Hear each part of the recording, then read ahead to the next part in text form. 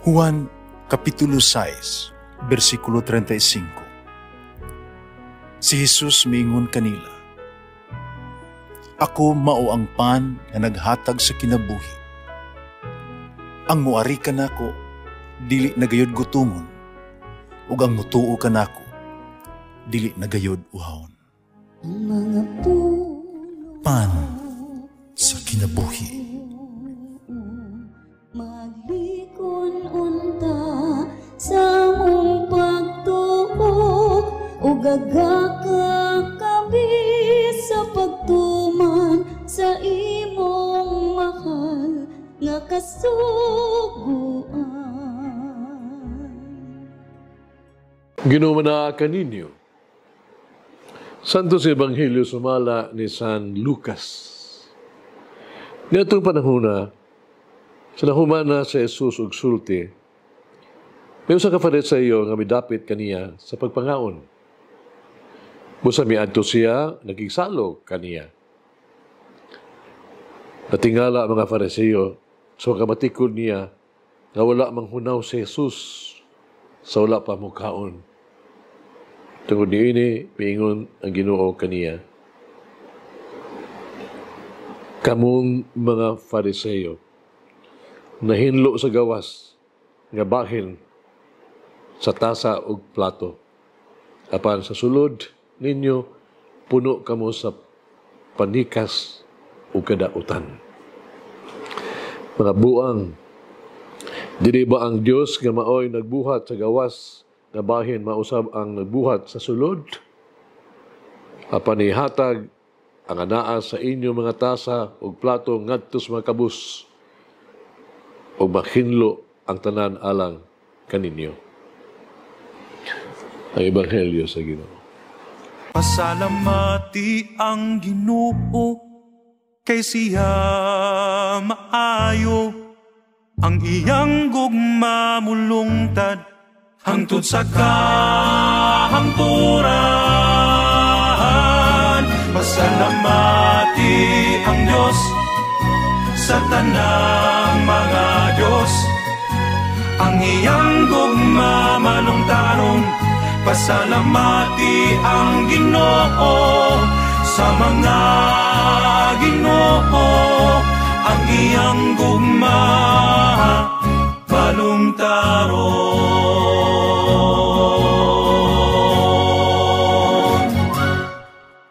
Ang sa mga Hudiyo, kostumbre kaayo nila ang seremonya sa paghugas sa mga tasa o plato sa dili pa mangaon. Ang paghugas para kanila usa ka tulamanon nga adunay murag espirituhanong kahulugan. Kaya napakita sa usa ka external sad nga pagkabalaan, no? Nga gikinahanglan sa Dios gikan sa iyang katawhan. Pandinhi wala panumbalinga ni Jesus kining ritual na paghugas.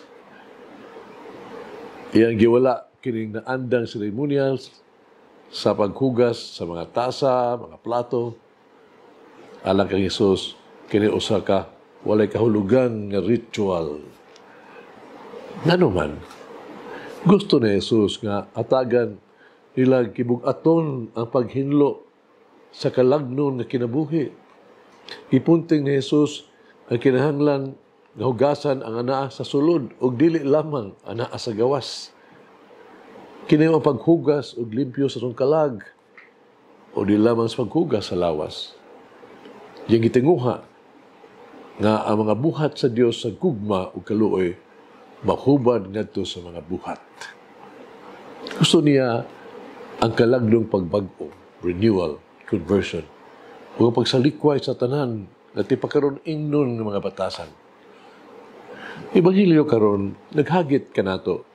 Ato ang pagbag-o ng espirituhanon makita sa to ang mga binuhatan. Ato ang pagkadungog sa pulong sa Dios ipuyo kini nato sa tong kinabuhi. Sa ingon kinahanglan di lamang kita limpyuhan sa gawas kundi mas limpyo sa unahuna, kasing-kasing. Ug sa to ang kabubuton. kita mabuhat sa mga maayo ng mga butang o maghimo sa tuwang kaugalingon na gawas noon gikan sa mga lama sa sala. Sugila noon kini sa ka-artikulo, mabung artikulo, sinailahan kaayong author na naguluhan unsa ang Kristyanismo. Na napakita sa kitotohanan ng pagtuo sa konkreto yung termino. Gani ang tubag ng iyang giskutan sa pangutana kung unsa gyud ang Kristyanismo. Kung paniya sa panimalay, kini mao ang pagkamabination. Sa atong negosyo, kini mao ang pagkamatinauron. Ngadto sa alaot, kini mao ang pagkamaluluyon. Ngadto sa maluyahon, kini mao ang pagtabang. Ngadto sa mga daotan, kini mao ang pagtawag na itong paglig-on, sukol. Ngadto sa tawag itong mga swerte, kini mao ang pagmalipayon. O ngadto sa mga hinulsulon, kini mao ang kapasayloan.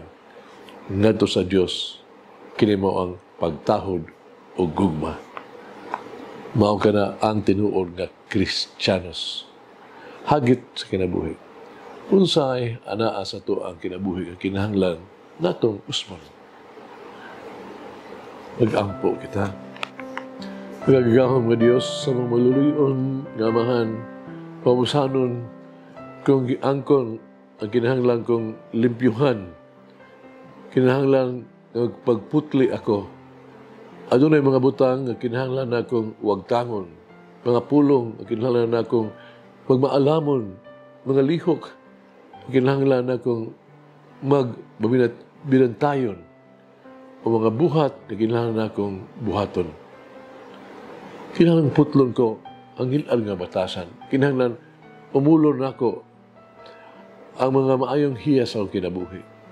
Tudloy ako nga dili magtutok lamang sa gawas. No? Mutiman lamang sa gawas. Kung dili, makabana sa panagway, dili magpakabana sa mga pagdahig.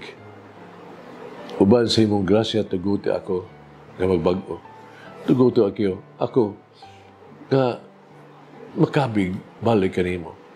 Tuguti ako may sama kanimo sa pulong ug sa buhat. Amen. O may guide me to express my faith to the work of love. Langin ng Diyos magagahong sa tanan, Amahan, Anak, Espiritu Santo. Amen. May the Lord of the divine mercy bless us all, heal us from all diseases and suffering. Ayun unta niya kita, tanang mga sakit na to lawas o sa kalag, body and soul. In the name of the Father, the Son, and of the Holy Spirit. Jesus, I trust in you. Amen. Whoever eats the bread of life will never hunger, says the Lord. Kay galaan inyong nabati ang pagpaambit ug hamubong pamalandong sa pulong sa Dios pinaagi sa tulumanon pan sa kinabuhi nga gidumala ni Monsignor Daddy Silva. Hangtod na usab sa sunod higayon, daghang salamat.